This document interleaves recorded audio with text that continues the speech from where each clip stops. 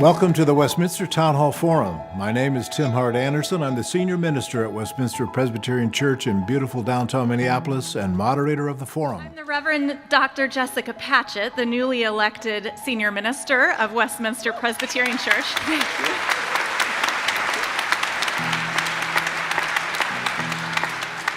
And I'm thrilled that this is one of my very first days. Even before leading worship, I get to be here with you. How fantastic. For 45 years, we have welcomed voices of conscience to speak on matters of ethics and public life. That the world could either go to hell or it could be saved. It just depends upon us, right? It depends upon what we do. And so coming out of the tradition out of which I come, it's a blues-soaked hope. Right? It's a blues-soaked hope. And that is, you can't, that's B.B. King. Nobody loves me but my mother, and she could be jiving too. So, W.B. Du Bois, you quoted him on hope. A hope that is not hopeless. Not hopeless, but unhopeful. That we dare to dream, and we wanted a better future, and we wanted to bring hope to the outside world. We wanted to send a message of love. We want a message of justice, peace, and empowerment. And this is what we are looking for and we are dreaming for. It's the basic for every human rights to have such things. And we thought through football, through the power of itself, through the magic that it has, we can make this happen. And as always, Mitri says actually, the sky is the limit and not the walls, not the restrictions, not the barriers. And thank you very much for having me here. How do we use our identities as bridges and not as walls? How do we say, I would hope, that you don't have to be an undocumented gay Filipino to want what I want, right? And to need what I need. And sometimes I think identity gets used as this way to say, oh, nope, sorry, not allowed.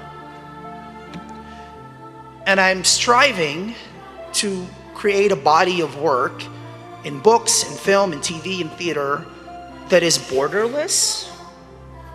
I want the work to exist in all these different mediums and forms. And at the same time, to do it in such a specific way that it becomes universal.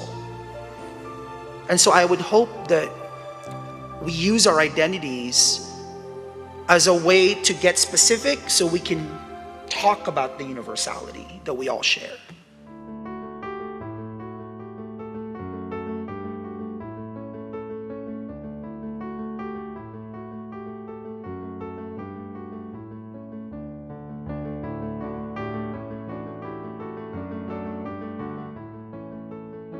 And I said, I think we'll work our way out of this. We have the ability to do it. I think most of us have an idea of what's needed. We may differ about it, but the idea of working together to achieve what America needs to do, I think we know that.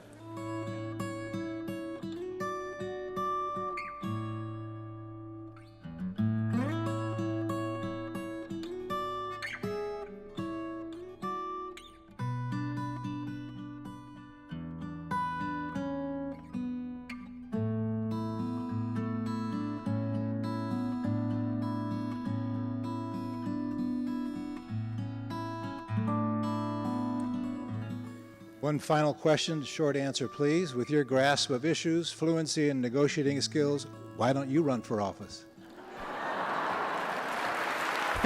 That is a guaranteed short answer. Why would I run for office when I get to ask all the questions?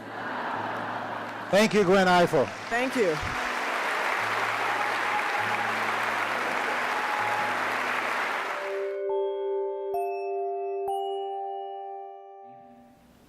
As it turned out, what we had most in common was not our religion, but our humanity, embodied in such astonishingly diverse ways that it began to seem this might be the will of the Creator and not a deviation from it. Neighbors whose gift to each other is not our sameness, but our difference, our ability to shake each other's foundations, so that the cracks in our separate certainties open up, and when we reach out to steady ourselves, find human hands as warm and as woundable as our own. I love the metaphor of bringing down the walls of Jericho. The walls are brought down by music. The walls are brought down by sonic resonance. The collective people coming together, their hearts connecting and saying that what we believe cannot come down. Now, historically, it was believed that the walls of Jericho, no man, only God could bring these walls down. These walls were so thick and so deep and all of this. But yet, when they decided to sing, when they decided to shout, the walls come down. And I believe that when we decide to sing and shout, certain walls come down. How do you think Barack Obama became president? Somebody started singing long before he decided to run. We will walk with you. We will walk with you. We will light the way.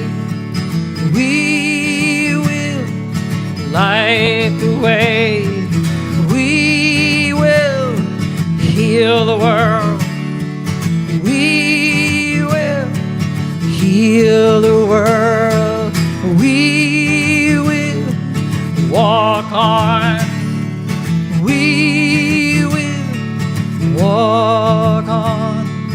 We will walk on. We will walk on. So I leave you simply again with a word of thanks.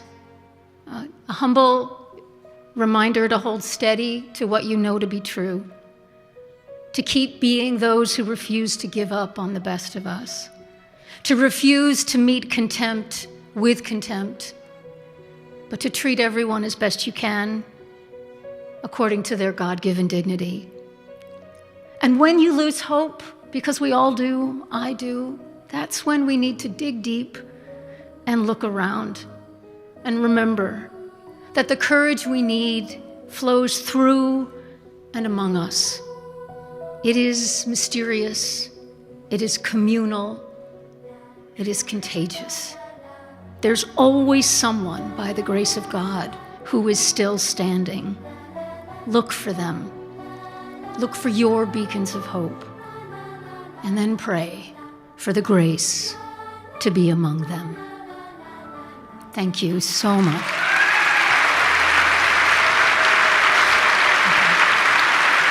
Standing at the crossroads isn't resolved by an election. No presidential election can do that. It's what we decide to do after, the election that matters. So we're at a crossroads. Baldwin has this wonderful formulation that human beings are both disasters and miracles. That we have to protect ourselves from the disasters that we've become, but understand that if we show up, at least there's a chance for a miracle. What does it mean to bear witness to the virtues of generosity and humility and justice in this moment? It will require something monumental of us, something profound. Value gap, racial habits, fear requires of us a commitment to democracy. In this sense, we have to become the people that democracy requires of us. That means we have to reject the idea that this is God's gift to the world, that is, America is the shining city on the hill. That rigs the argument. No, we need to look ourselves squarely in the face, in great pain and terror, and do the work of actually achieving our country. I pray that we do so, because if we don't, we will certainly see the fire next time. Thank you.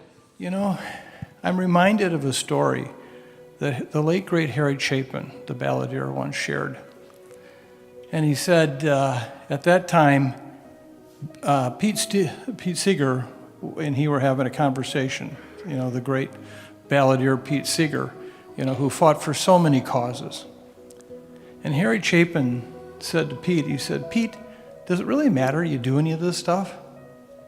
And Pete looked at him and he said, "You know, Harry, I don't know. But I know one thing. When I put my head on that pillow at night and fall asleep, I know I spent the day with the really good people.